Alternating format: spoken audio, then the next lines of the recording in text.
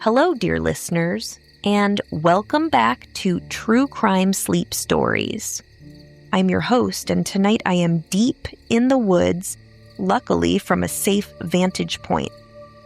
My current geographical location, nestled in this quiet forested haven, has me pondering why we humans have always seen the woods as both profoundly calming and peaceful, and yet so undeniably creepy and mysterious. In the daytime, we stand in wonder at nature's gentle embrace.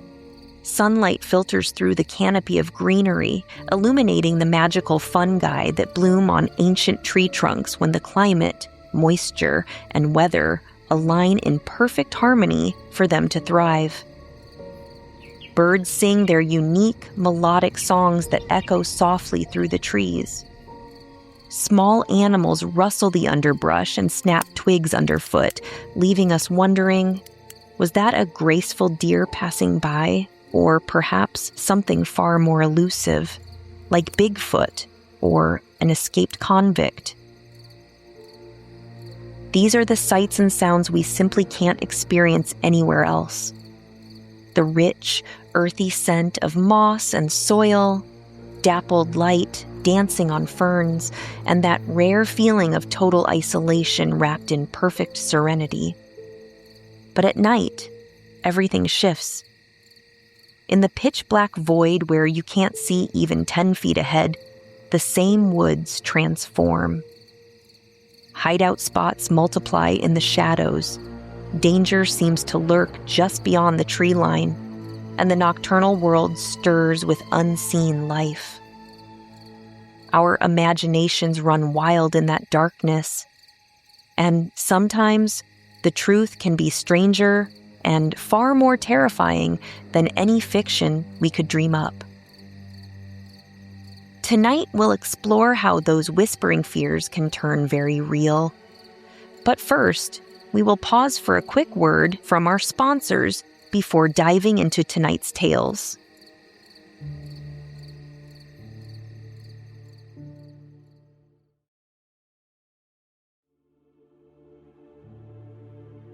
Welcome back to True Crime Sleep Stories. Perhaps our fascination and fear of the woods began in the ancient legends and lore that have whispered through the trees for centuries. Long before true crime headlines ever captured our attention, humanity wove stories of forest spirits, mysterious beings that guard the wild places, blurring the delicate line between wonder and warning. Take the Leshy of Slavic folklore, that shape-shifting master of the woods. He stands tall as the tallest ancient trees one moment, then shrinks small as the moss beneath your feet the next. With bark-like skin and eyes that glow like distant embers in the twilight, the Leshy protects the forest's sacred balance. To those who enter with respect, gathering only what they need and honoring the green world, he might quietly guide lost wanderers back to safety. But to those who harm the trees, overstep the bounds, or treat the woods with arrogance, he reveals his trickster side, leading travelers in endless, disorienting circles, mimicking the voices of loved ones to lure them deeper into the shadows, or causing them to vanish forever into the emerald embrace. Then there are the Kodama, the gentle yet solemn tree spirits of Japanese tradition. These ethereal souls dwell deep within the hearts of ancient trees, appearing as soft glowing orbs or faint ghostly figures shimmering among the leaves. They are the very heartbeat and memory of the old-growth forest.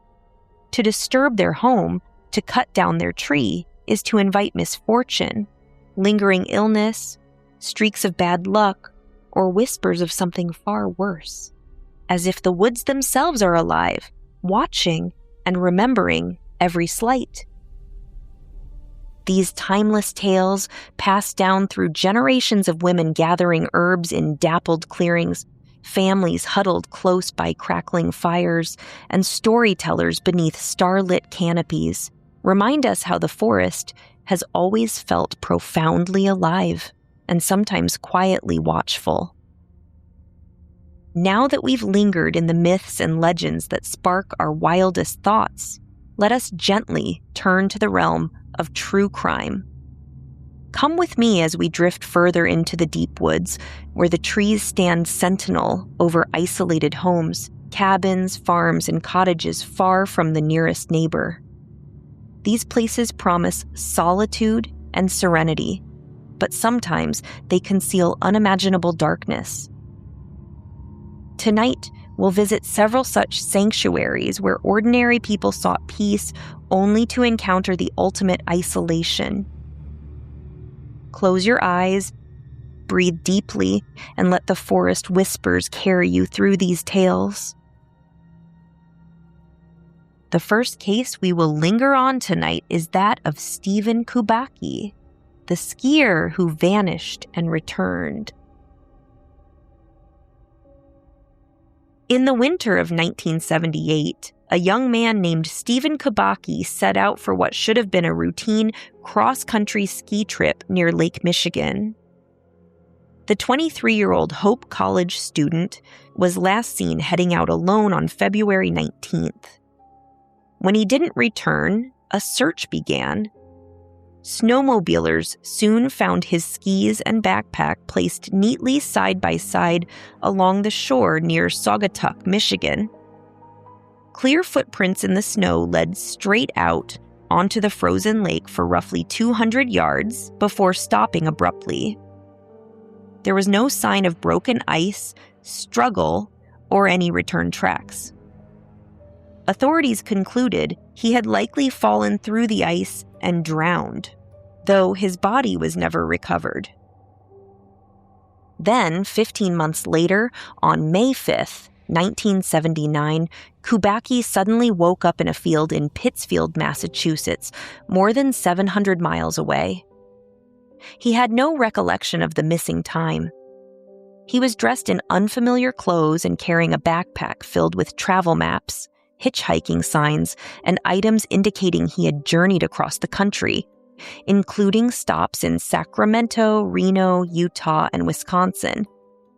He even had a marathon t-shirt from a race in Wisconsin and a new pair of glasses. Reading a newspaper, he realized over a year had passed. Kubacki eventually made his way home to Michigan. He declined extensive psychiatric evaluation and has spoken very little publicly about the lost year. He later became a clinical psychologist. To this day, the mystery of where he went and what happened during those 15 months remains unexplained, one of the most extraordinary cases of a missing person returning in the history of wilderness disappearances. While Kubacki's story ended with an inexplicable return, many who vanish in remote areas leave behind only questions, grief, and lingering fear. Sometimes the isolation of a wooded setting hides something far more sinister, as we see in the heartbreaking events at a summer camp for young girls. Next, the tragic Oklahoma Girl Scout murders at Camp Scott.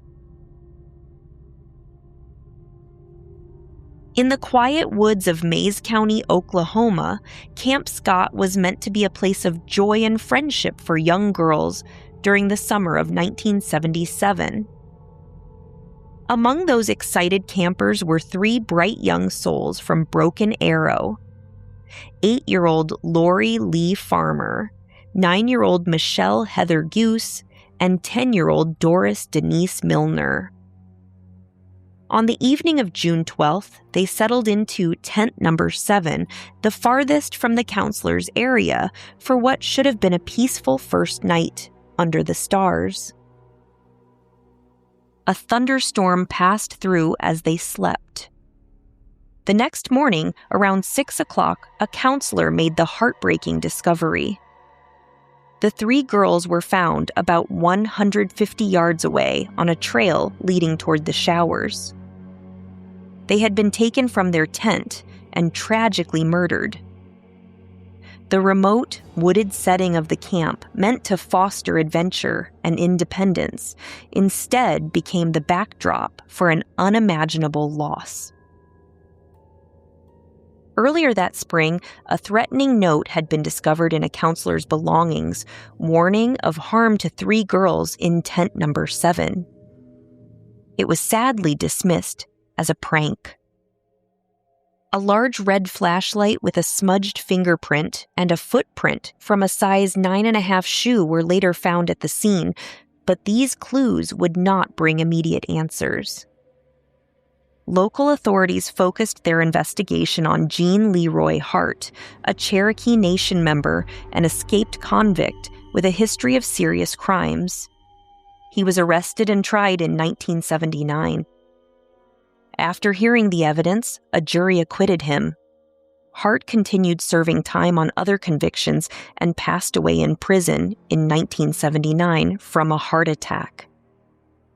Subsequent DNA testing, including advanced analysis in 2017, has strongly suggested his involvement, yet the case officially remains unsolved to this day. The families of Lori, Michelle, and Doris carried profound grief.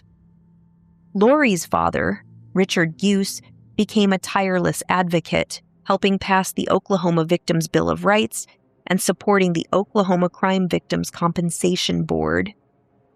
Sherry Farmer, Lori's mother, founded the Oklahoma chapter of Parents of Murdered Children to provide comfort to others facing similar loss. Their courage in the face of such tragedy continues to honor the memory of these 3 precious girls. In the years since, the remote woods of Camp Scott have stood as a solemn reminder of how quickly safety can slip away in isolated places and how deeply the loss of innocent young lives echoes through time. Tragedies in summer camps remind us how even organized wilderness settings can leave the vulnerable exposed. National parks with their vast remote meadows and trails can hide similar horrors, sometimes quite literally, as in our next case from Yosemite. Case 3. The Severed Hand in Yosemite National Park. In the summer of 1983, a family enjoying a peaceful day in Yosemite National Park made a discovery that would haunt investigators for nearly 4 decades.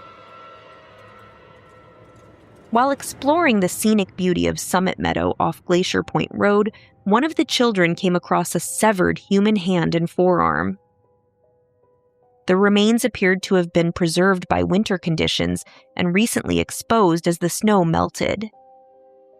Despite thorough searches of the surrounding wooded meadow and nearby areas, no other body parts were found at that time.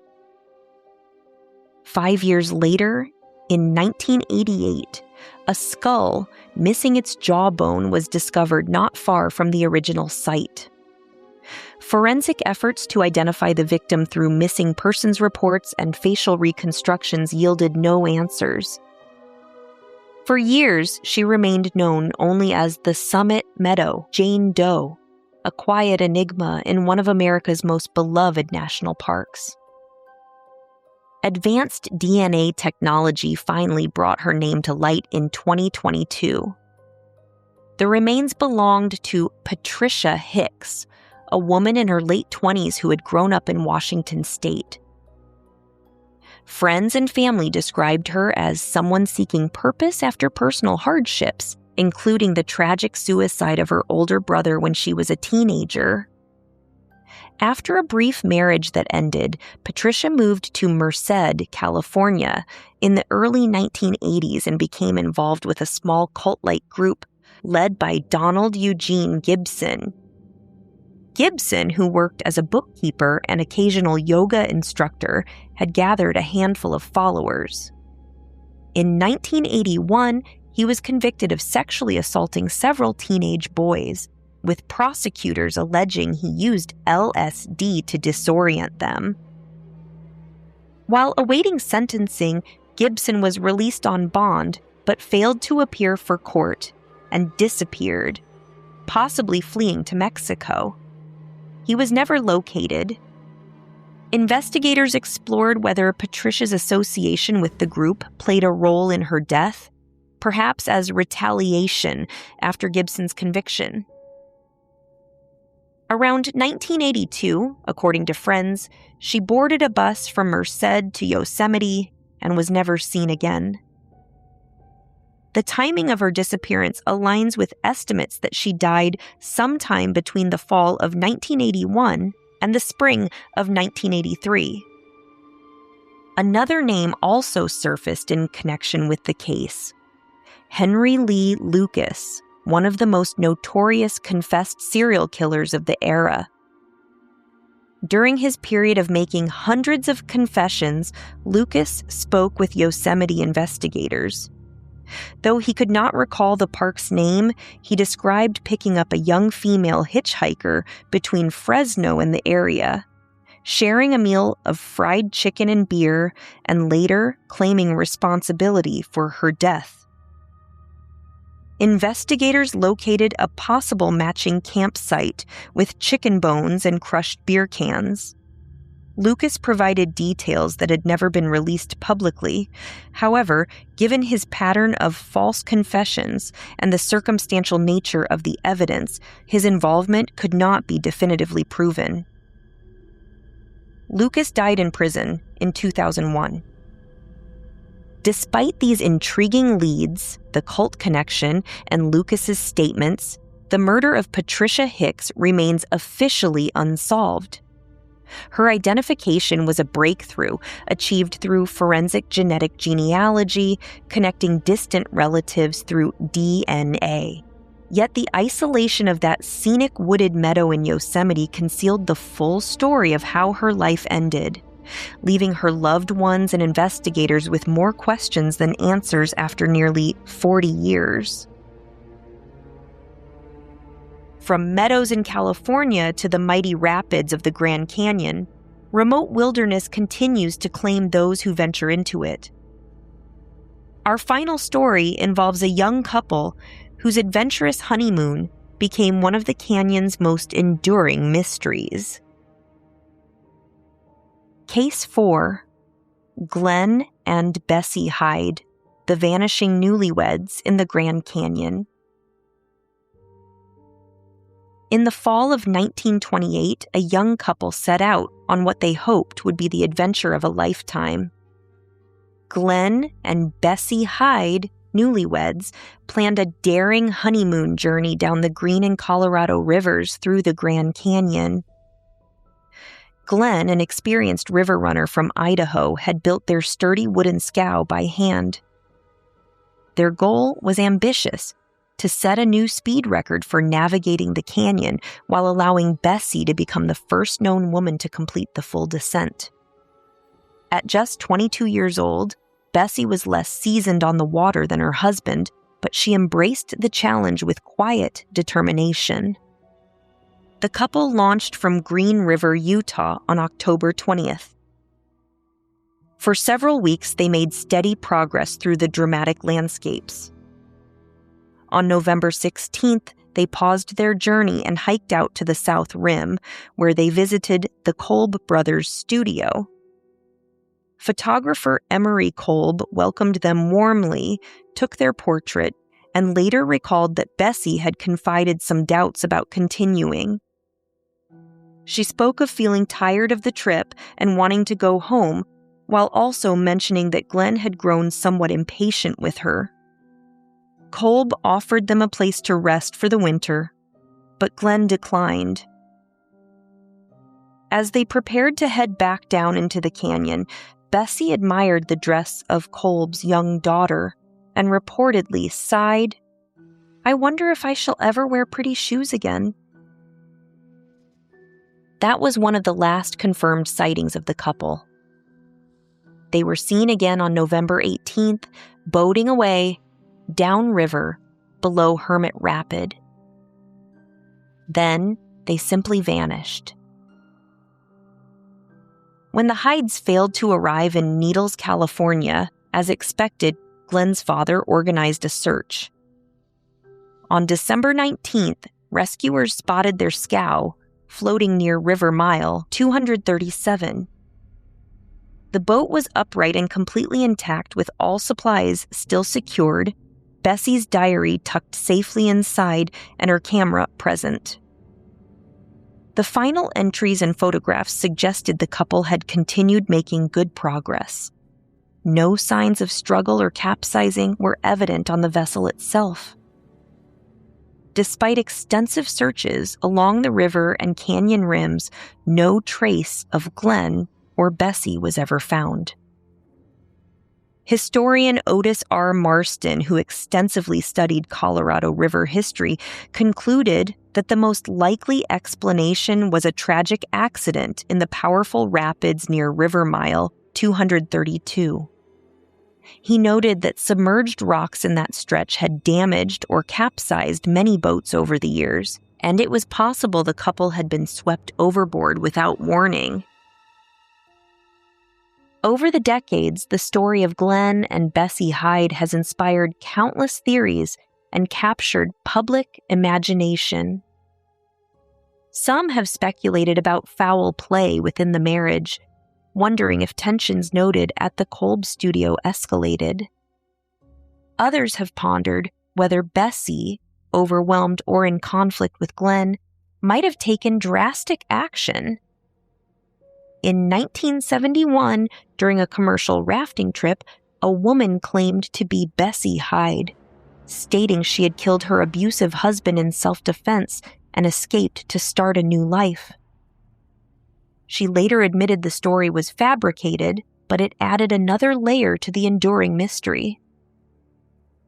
Rumors also swirled around photographer Emery Kolb after a human skeleton with a bullet wound was found on his property. Forensic analysis later determined it belonged to a different individual, a suicide victim from 1933, ruling out any direct connection. Still, such details kept the case alive in books, documentaries, and discussions. To this day, the disappearance of Glen and Bessie Hyde remains one of the Grand Canyon's most poignant unsolved mysteries. Their boat, preserved with their personal belongings, stands as a silent testament to a young couple's dreams and the unforgiving power of the wilderness they sought to conquer. In the quiet isolation of those towering canyon walls and rushing waters, their story reminds us how quickly adventure can turn to lasting silence.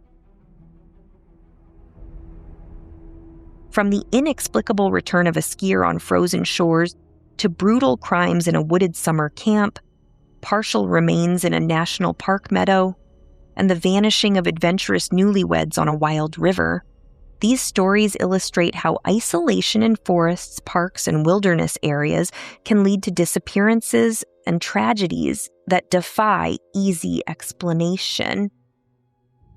Whether through the raw power of nature, human actions, or a combination of both, these remote places continue to hold their secrets close. Thank you for joining us in the dark for these haunting tales of isolation and mystery.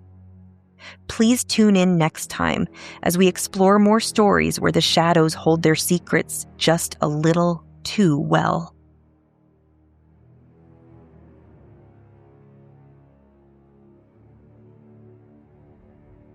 True Crime Sleep Stories is hosted and created by Kelli Brink, produced with the support of our dedicated team. Subscribe, rate, and review us on your favorite podcast platform to help us keep telling these haunting tales. Visit patreon.com/KelliBrink for exclusive content and to join our community. Thank you for listening, and we'll meet you in the shadows next time. Until then, stay safe out there and lock your doors. Good night.